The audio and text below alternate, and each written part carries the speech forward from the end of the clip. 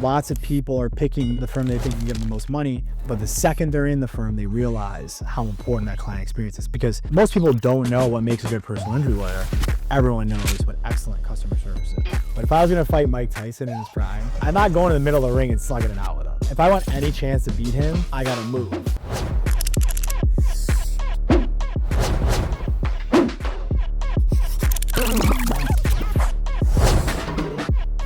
Today, we have an extremely special guest on the Jon and Marc podcast. I'm sitting here with Jon Richmond of Richmond Vona, Buffalo, Rochester, Western New York personal injury lawyer.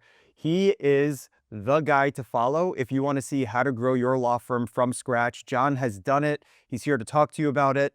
And very grateful if you join us here today, Jon, in Orlando. Yeah, thanks for having me. I appreciate it down here for work, and I'm happy we could make this happen. Always have a great conversation with you. So happy to get into it. Yeah, awesome. For everybody listening, like, we've done zero prep. I feel like I know you well enough. We could just have like a real conversation. Yeah. We were talking earlier behind closed doors and you started giving out nuggets of stuff. I'm like, hold it. We need that stuff for the podcast. Everybody listening, Jon has his own podcast. It's called Angles. Yeah. Right? When did you start that? Started it June 2025. So I think we just filmed our 40th episode. We're like about on par, right? We started recording in June and I think our first episode came out in August. Yeah. So you're filming basically weekly at this point? Or you're doing them in clusters? Yeah, we kind of do them in clusters actually. And it's kind of like, at first, right, you're kind of just trying to convince people to come on. Then you start getting a little bit of traction and it's humbling, right? People want to come on, or you build this network and someone has a good experience and they want someone who they think would be good for you to kind of be introduced and talk on the podcast. So it's great. But it happens in clusters. So you might do, like, right now we're on a rampage. Like we've been filming, we filmed like 7 in the last week and a half. And we got like 3 or 4 more scheduled. We'll kind of bank those for the next few months. And the way we look at it is, look, if we're fortunate enough that someone else pops in, we'll just throw in a special edition, like whatever. But it's nice to kind of get them going. I wish I could do it more regularly, but it just kind of doesn't end up like that. When did you join Keith and actually start Richmond Vona? Because your background is vast for someone as young as you are, right? I know we were with White's doing asbestos. When did you leave White's? Or when did you start at White's and then when did you leave? Yeah, sure. So started at White's right out of law school, 2009. Worked there until like roughly, I think it was early 2015. And working there, had a great experience, had a great mentor, traveled around the country representing people with mesothelioma, which is, sad, but, really like worthwhile, amazing work. But in the process of that, I started thinking like, okay, if I were to want to ever start my own law firm, like, what would I take from here in terms of like the good things, and maybe not there's anything bad, like what are things that like I would want to like kind of change. And in the process of that, I've been going up to Western New York a lot, where I'm from, and I never thought I'd move back, but I was like, there's some big players here, so there's some good competition, but I really like that. I was like, well, why don't I move up there, work for another smaller meso firm there, which I did. That's where I met Keith, approached him with the idea of starting the firm in like late 2018, early 2019. And then we officially launched on 12/19/19. So we just had our 6-year anniversary. Right before COVID hit. Yeah, man. Like, look, I'll say this, right? This is going to sound weird and make me probably sound ignorant, maybe even stupid, but honestly, I don't care. But, we started, and I look back at it as, not that anything was good about COVID, but if I'm choosing to look at it and say what was like the silver lining, it was, look, all the big players had to pull back their marketing budgets. We had what is now a completely laughable budget that for us was, yeah, this is great. We can spend this each month. And because of some good decisions we made about like office location and kind of stuff, we were able to start pulling cases that we had no business getting, like pretty early, not a lot, like but getting enough to get us going. And the phone never rang for the most part, but really what it did was it allowed us to really focus on building systems, processes, hiring our first 2 people, like really kind of building the thing out the right way, slow, which ended up probably being good because at the pace that I like to move, I don't know. Very fast. Yeah, it's very fast. Now I'm like more conscious about controlling it, but I still want it to be rapid. But I think that it kind of forced us to kind of settle in, build the foundation, or start building the foundation, I'd say, the right way. So 6 years, just had your 6-year anniversary. The trajectory that you guys have been on the growth that you've had, the visibility that you have. I cannot scroll through LinkedIn without seeing your face on a Chris ad. Yeah, I'm right. sure other people tell you the same thing. Yeah. I mean, it's like it's weird, right? I mean, it's to some degree it's humbling that people feel that they should show you and stuff. I try not to think about it, but it's definitely not anything I ever thought about getting into this. It's not why I do it, but I understand it's a necessary evil, and it's just something that whether it's your personal brand or your firm's brand, you just have to build on it one day at a time, one client at a time, one conversation at a time, and the kind of you don't see any immediate, results, right? It's just something you got to stick to. That compounding branding factor, whether it's personal branding or law firm branding, has become so important as we've seen this evolution of transparency being a requirement, Yeah. right? Whether it's because in the search results from an SEO standpoint used to be littered with exact match domains, white label lead generators. Those have started to fall off. AI does not rank anyone who does not have like a real legitimate brand. And I think people just now kind of understand how the internet works Yeah. and like what's fake and what's not for the most part. So when you're doing all of these things, whether they're personal branding exercises on your podcast or, being a promotional face for Crisp or even doing a podcast like this, right? Or things for your firm when you're out in the community and you're just constantly ever present. How are you able to actually take those exercises and say, yes, these ones actually worked for me, these ones didn't, I should lean into more of these things? Or is it just more of a holistic, like be everywhere I possibly can? But there's only so much Jon Richmond to go around. Yeah, right. I think that's a great question. I would say that at first it's about the whole just kind of being everywhere, anywhere you can, like just hit it. Like, just go as hard as you can, have great experiences, great conversations. You never know where these things are leading. But like for instance, like something with Crisp, like I didn't get into Crisp like to be featured and stuff. It's just we worked really hard. We followed the plan. It's worked really well for us. We met amazing people. I think we have a good partnership with them and they choose to do that, and that's great, right? And I'm happy to help them any way I can. Happy to help other law firm owners, whether in CRISPR out any way I can. I think that there is a sense of like duty to that. So many people have helped me along the way. People, I think, in this day and age are very transparent, more authentic than ever, which is really huge. So everyone's willing to help, and I feel like a duty to pay it back. Now, I'm still kind of like that, right? Any opportunity, like I like did sat for like a podcast or like an interview thing yesterday. Nice young woman, not a lot of followers on LinkedIn, but she's trying to build this brand. She's had some really big name PI owners on there, PI firm owners on there. I'm like, I don't care, like I'll do it. It's a good experience, right? I get to talk about what I love to do, get to brag about our team because really that's why we are where we are. But I think like, look, you just got to keep out there, try it. You never know what an experience is going to bring. You never know what a conversation is going to bring. But again, as you get into a little bit, you have to be a little bit careful about your time. But I don't know. I just enjoy what I do, so I don't mind doing these things. I love them. In addition to your podcast, in addition to handling cases and running the firm, you're always on the cutting edge of whatever the next thing is that can help you out. And people who listen to this podcast specifically are looking for strategies and tactics to help grow their law firm. Mhm. Whether it's you using one of many AI tools that we have talked about, or having in-house Salesforce developers and architects to build your Litify instance, you're always looking for that sort of advantage. Can you talk about how you go through that process of, I think that these are the things that are worth me testing in the firm, and here's how I'm going to implement them without completely sidetracking the other day-to-day kind of assembly line that you have as cases are moving their way through the funnel? Yeah, for sure. So I mean, I'm like you, right? Like an intensely curious person. I attribute a lot of like any type of success we've had so far to like just always wanting to learn more. Almost like that anxiety of what don't I know? Right. Thinking back like every year, wow, how much I've come along, like and how little I knew last year, or like the year before, or whatever. So being intensely curious and in this day and age, especially when it comes to technology, is like looking at all of these offerings and I think you got to be careful, right? Because, there's a lot that goes into these things, right? Look, this is no knock on any tech vendor, but they're always going to try to make it seem like it's plug and play. And it's not, whether it's like your case management system or integrating an agentic or LLM AI platform or, whatever it is, like there's a lot of work behind the scenes, right? To really get this integrated, to make sure it works, to make sure your team's going to buy into it, all that kind of stuff. So for me, we're always thinking like, how can we make the firm more efficient? right?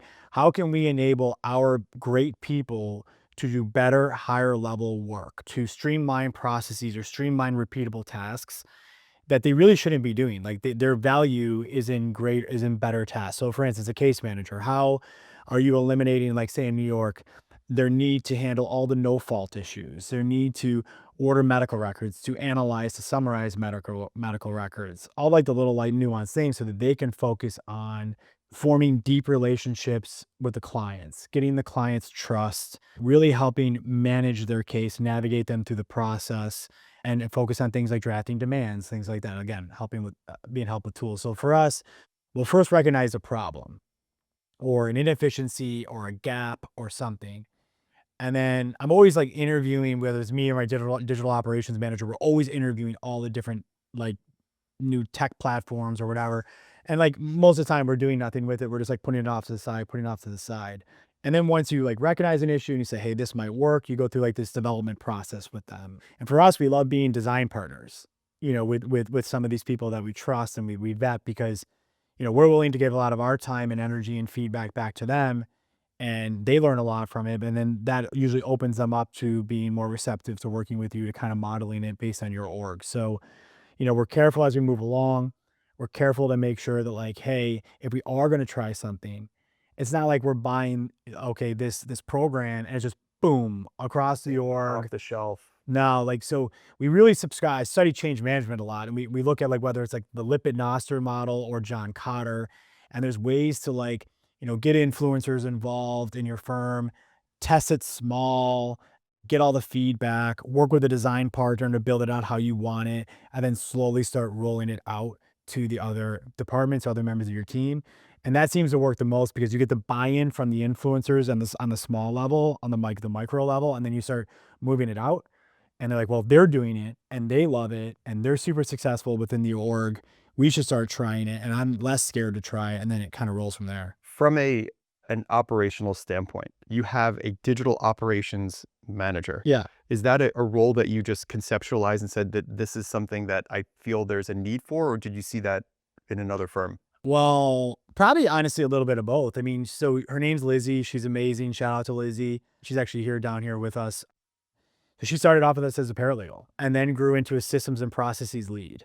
And now is our digital operations manager. And if you think about it, especially with all these firms now that have these big tech stacks, like how do you not have somebody who's managing that? I mean, she's all day long, she is working with our Salesforce architect engineer on all the stuff we're building out in there, whether it's automation. Don't gloss over that. Oh, Salesforce architect engineer. yeah. In-house.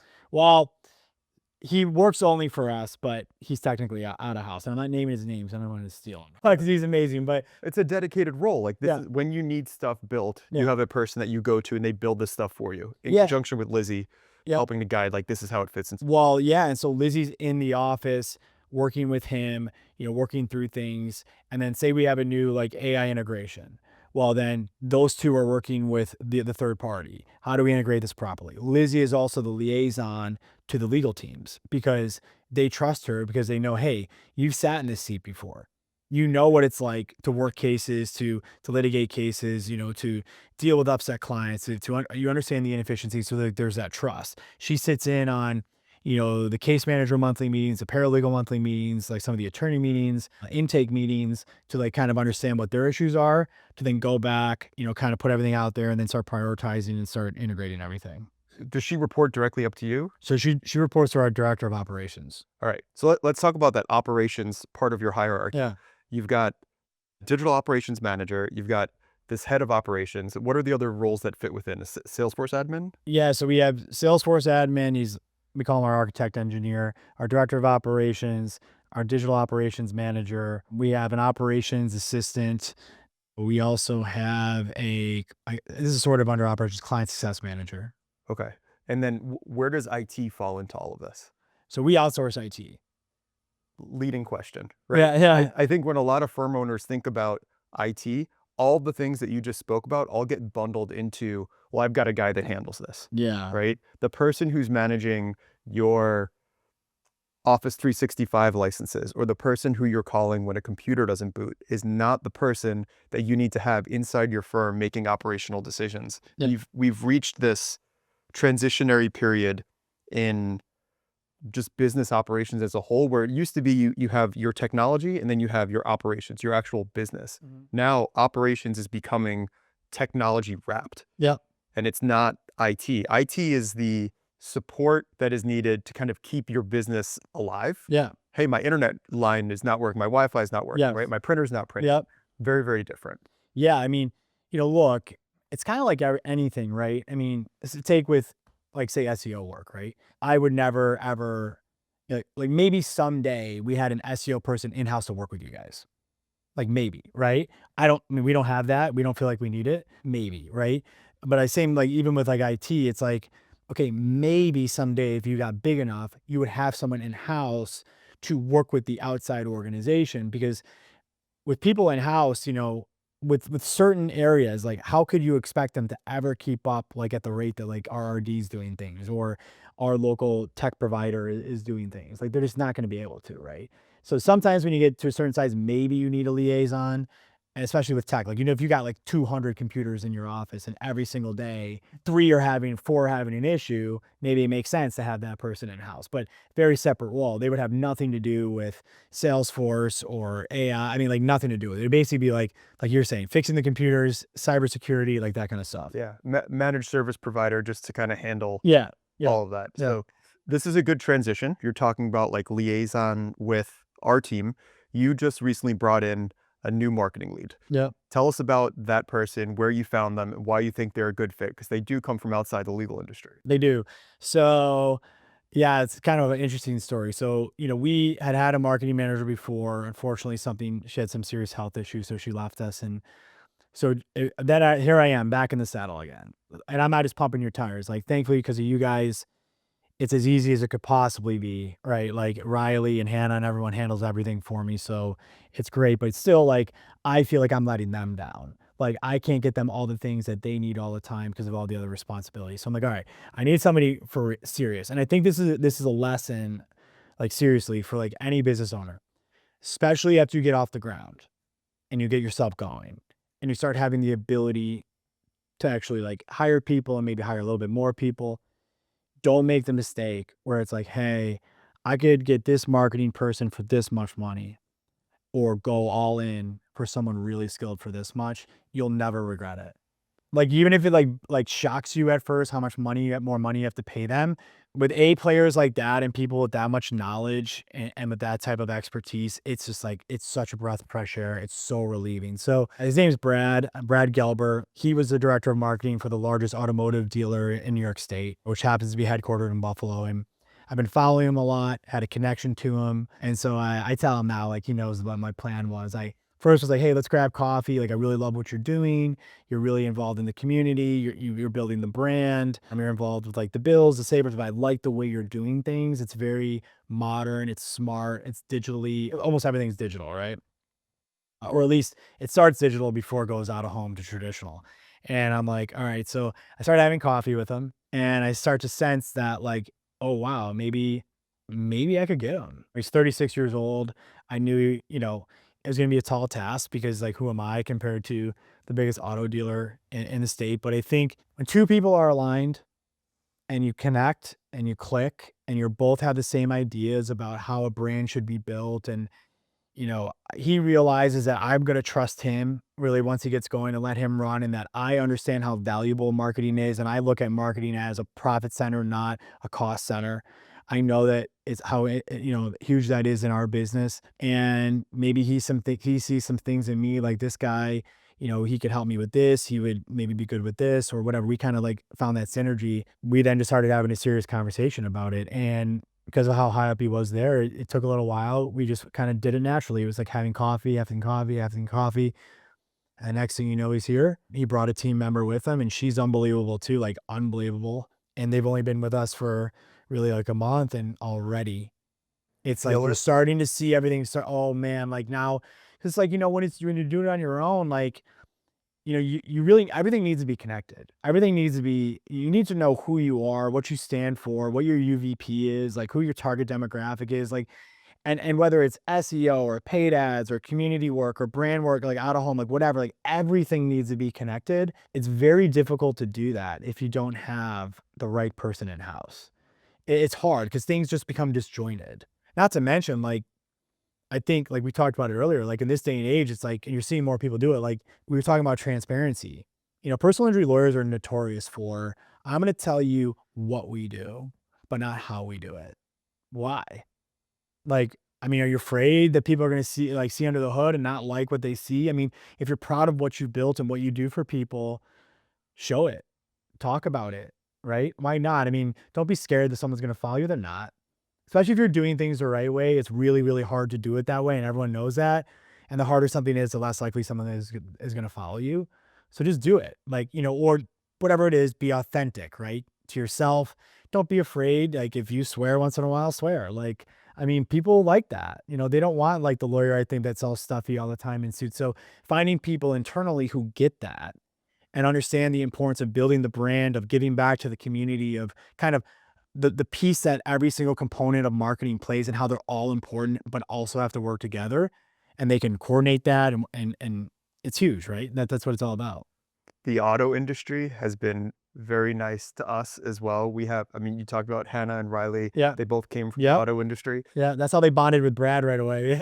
Yeah. Yeah. I don't know what it is, but there's some nexus there between the auto industry and legal, even though it's two completely different industries from the outside. Yeah. What would you say is like he's a month in, right? Yeah. But what would you say is the one thing that so far that he's brought from the auto industry that you never thought would be applicable to legal? Oh man, I think like the number one thing we talk about as like drawing comparisons between the industries, and he has so much expertise in this, is like, okay, if you think about it, take personal injury firms, and everyone's saying some sort of, for the most part, similar message. And at the end of the day, though, it's like, say in New York City, the contingency fee is 33%. I know it's slightly different in different states, but everyone's 33%. Yeah. So, okay, maybe the clients or the potential clients trying to figure out who can get them the most money, but at the end of the day, they're not paying them any money out of their pocket. And, 33 comes out of the settlement. Car industry, right?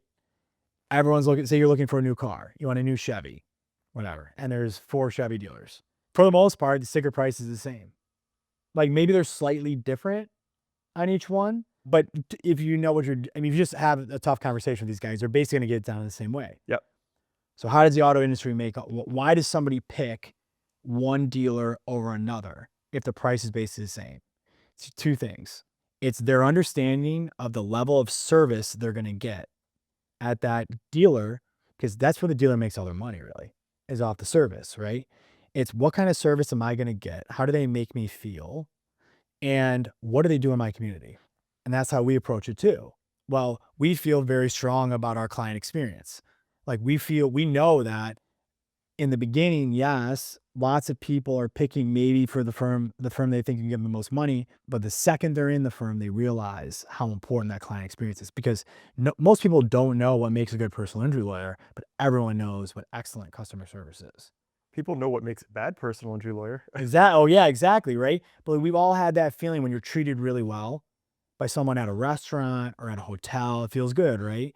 And so we try to do that, or communicate that we do that even before they hire us. And the second they contact us, we jump in on that. But I think that's a big parallel, is we have to be excellent at service all the time, like strive for perfection every single day. It's like the same in both, and give back a lot in the community. And that's a big deal. Like people care a lot, especially in a closer knit market like Western New York. They care a lot about what you do for the community. And I think he out the gate recognized that right away, started drawing parallels. And I was like, wow, that makes a lot of sense. It's all about the long game. Yeah. That's it, right? I mean, we are talking earlier, right? I mean, you're going to get burned, but you could go out and spend a lot of money on lead gen, and maybe you'll grab some good cases. But like you said, almost all the lead gen's white label. So you're spending all this money and has no real impact on your brand. I think, brand is everything.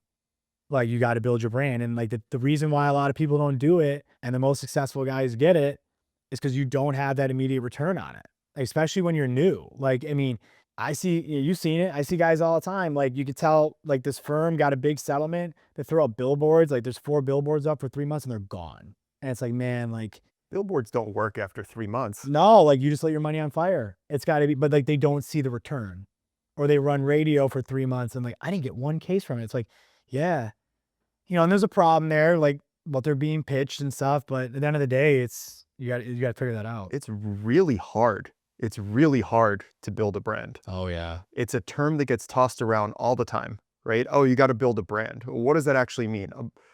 A brand on its surface is a logo, its colors, it's your font. That's not a brand. no, That's what people see when they interact with the brand.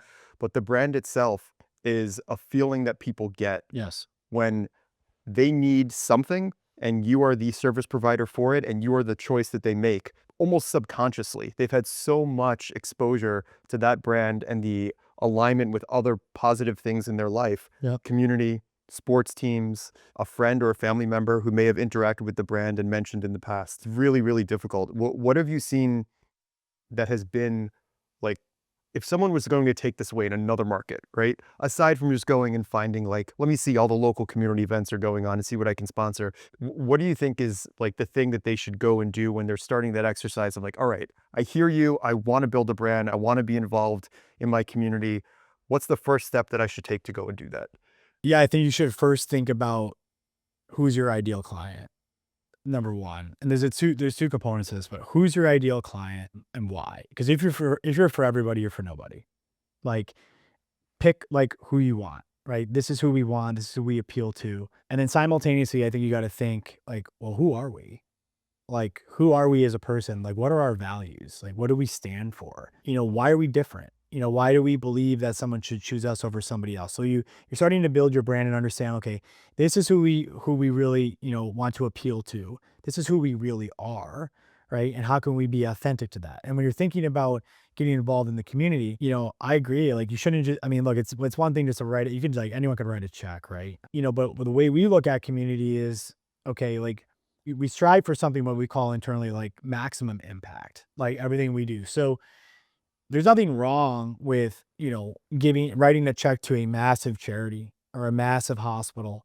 And, you're probably going to be one of 50 names on a banner, like when you show up at an event. But for us, we want to find organizations or causes that our people care about.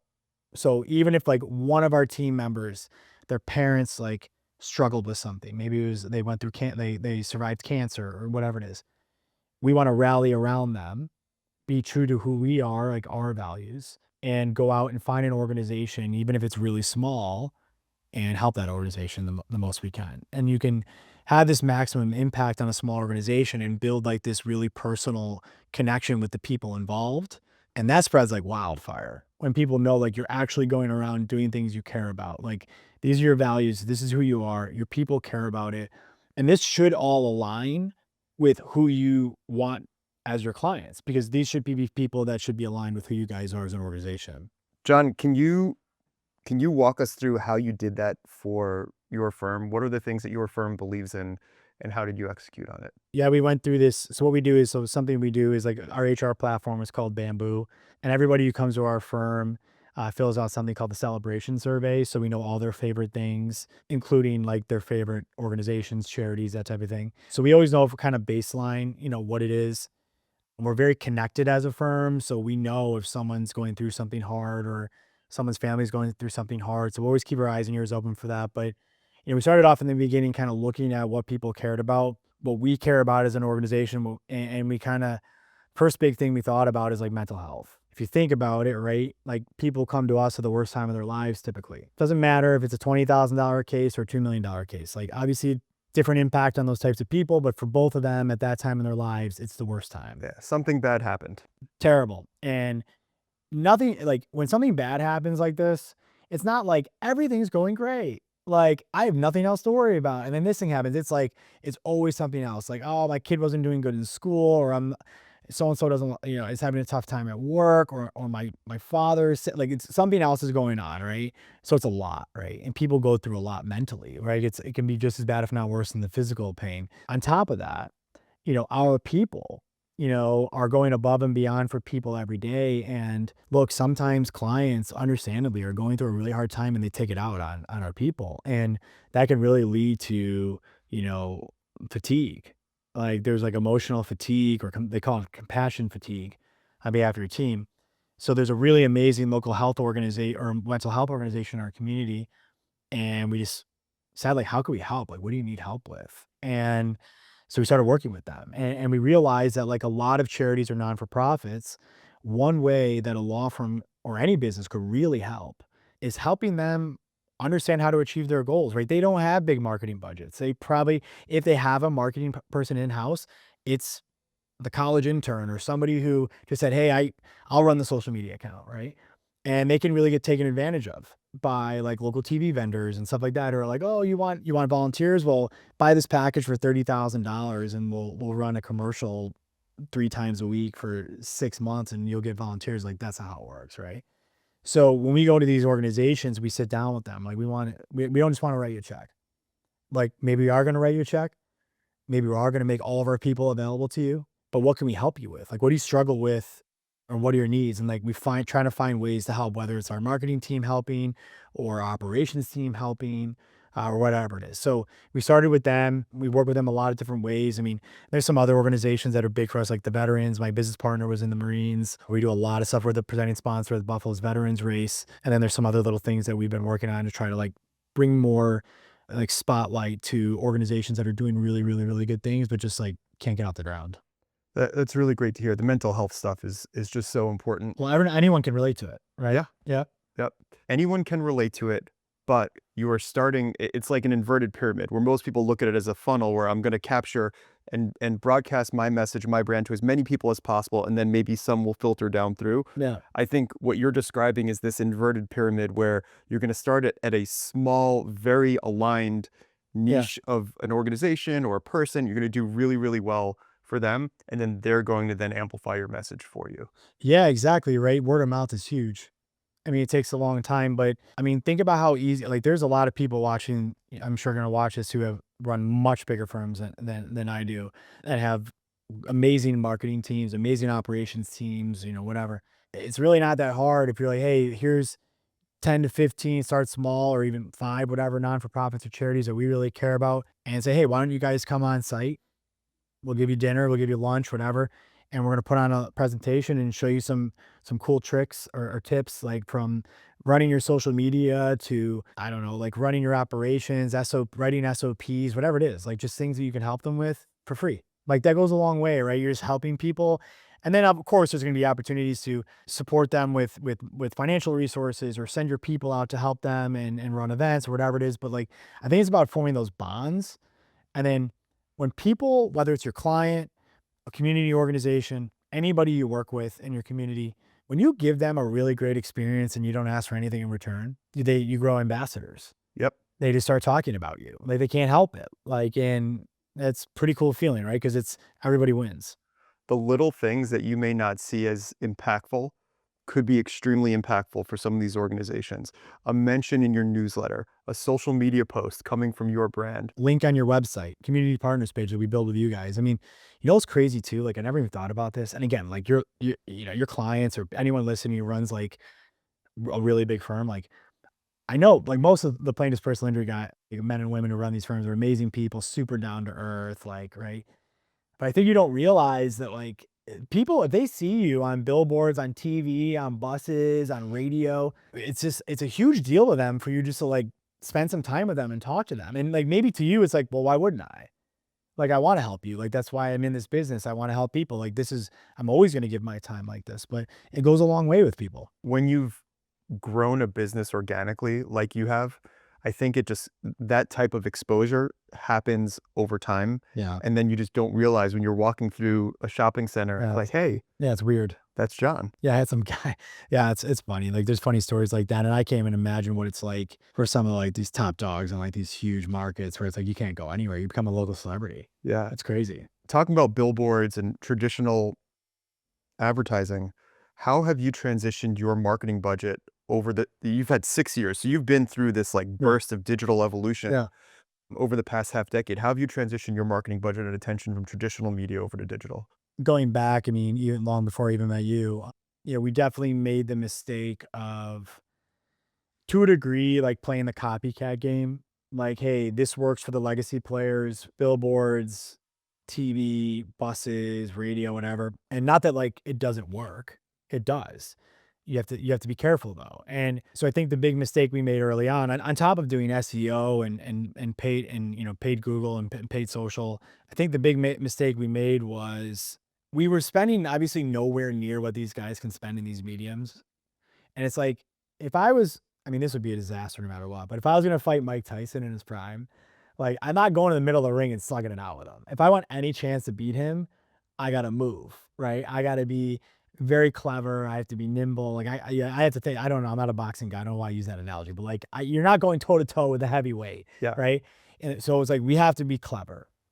We have to be smart. And it's funny. So we were doing all this, and like don't get me wrong, like building the brand. Like people thought the billboards were new and fresh. Like they liked the way we handled TV. We ran an animated commercial like no one had never seen before. We spent a lot of money on it. Like whatever.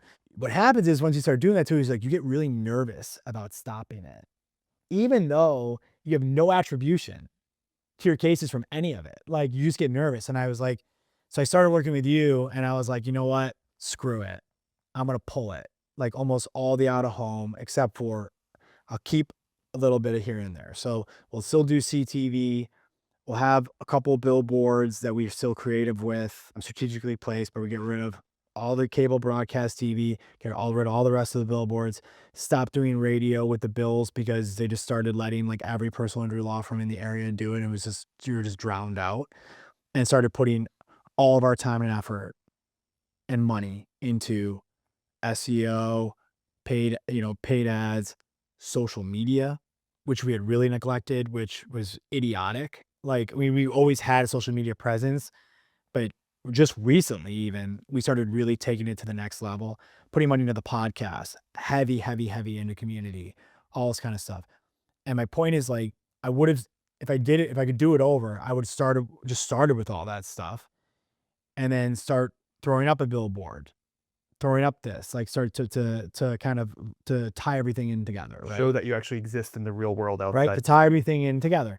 So we do everything now, but we're a little bit more careful with everything now. Like now this year, we're going to be going more into like maybe some more traditional methods just because we can now and we started to build the foundation. But I still think, like we love the digital world, whether it's attribution or having the ability to split test. And before you heavily invest, say, into creative on, a vinyl billboard or in a TV commercial, you can really test out messaging and figure out how people react or feel emotionally to the things you're putting out there before you ever do that. Not to mention, I mean, now with like AI and large language model search and all this kind of stuff, like, I mean, you have to be heavily invested in digital. 100% alignment there. You're saying that you recently went pretty heavy into social media. Can you talk to us about how you did that and how you're able to produce content on a regular basis? Meanwhile, you're here in Orlando, Yeah. you're dealing with cases, you got a lot of things to do. How does a law firm owner effectively manage social media for their firm? I realized like we got to take this to the next level basically last like May or June. At the same time we were starting the podcast. I mean, what's the point of starting this podcast if we can't distribute it, right? So you have the best content in the world. If you don't know how to distribute it, you're screwed. So I had an outside contractor. She had run social media for one of the biggest PI firms on the East Coast. Contracted with her. She's amazing. And she really helped us get off the ground in terms of their vanity metrics, but starting to build up followings. And what we realized was it's going to be probably easier to build the following on my personal brand and the podcast brand. And we kind of neglected a little bit the firm brand because we know it's going to be harder, but we started really getting things off the ground, right? And especially with my personal brand and the podcast, everyone knows like who it is and where it's coming from.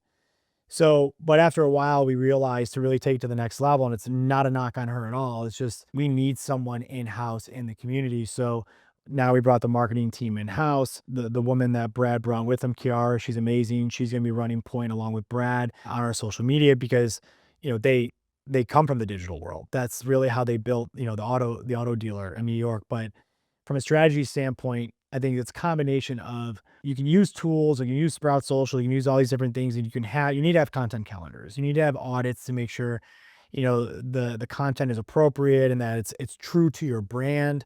There's no typos, whatever. And you can have a schedule, right? And we always look at it as like there should be buckets. Like every month, you have to show X amount of results. Each month you have to show X amount of FAQ brand videos, like say, or FAQ videos that we shoot with you. Different buckets, right? But then you have to be nimble. You have to have someone in-house who's paying attention to what's going on in the news, who's paying attention to trends, like things like this, so that in a moment, Following the algorithm. boom, go. That just happened to me this morning. And this is one of the things where I'm like, wow, this is crazy. Like, it's crazy that they're doing this already. Like, hey, John, there's this trend going on right now. It's an animated, I don't even know. Like, it's an animated thing. Are you good with this? I'm like, yes, boom, it goes in the moment, right? Because that's probably your best bet of like, of really catching heat, right? With the algorithm, because, you know, and you know this, right? Better than anybody, like followers are great and they are important and we are working on building them more, but that's a vanity metric. Like views, impressions, or you're talking about click-through rates, whatever. That's what really shares. That's what really matters. Yeah. We found from testing a bunch with our own social content, the retention rate after 5 seconds is really important. You can tell, because what's the point of producing a 90-second video if everybody's abandoning after the first 2 seconds? Exactly. There's this concept. I mean, you know this, but those of you who are producing social media content, you may have heard of a hook. Yeah. Right at the beginning of a social media post, at the beginning of a video, there's something that's going to get your interest peaked and get you to not swipe again and go to the next thing. We found that hooks need to be done visually, something on the screen. Hooks need to be done audibly, so it's like what we're saying, and then what's actually written. Right?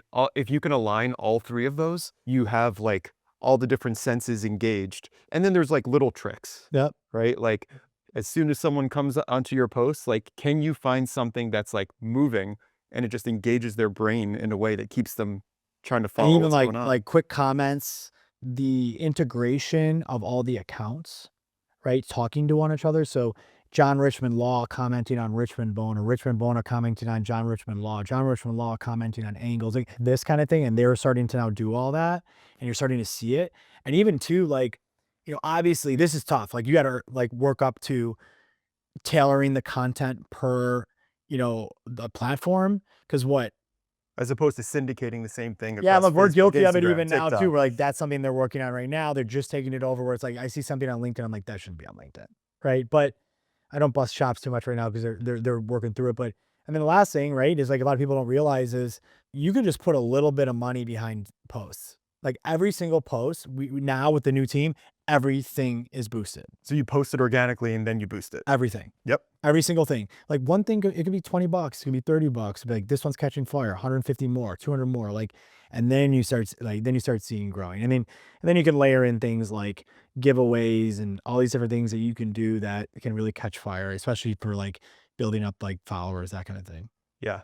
It's moving so fast. Yeah, and look, and I'll be the first one to say, like, we were behind the game on it. Like, we don't have anywhere near the amount of followers we should have. We've started gaining momentum. Like the followers we do have now, if people see them, it's like we got those in the last like few months. Like now they're starting to like go up, and now this team's going with it, and it's like you can start seeing the impact. If you were to fast forward now to the end of the year, right, which is beginning of February, so almost a full year from now, you're going to look back on 2025.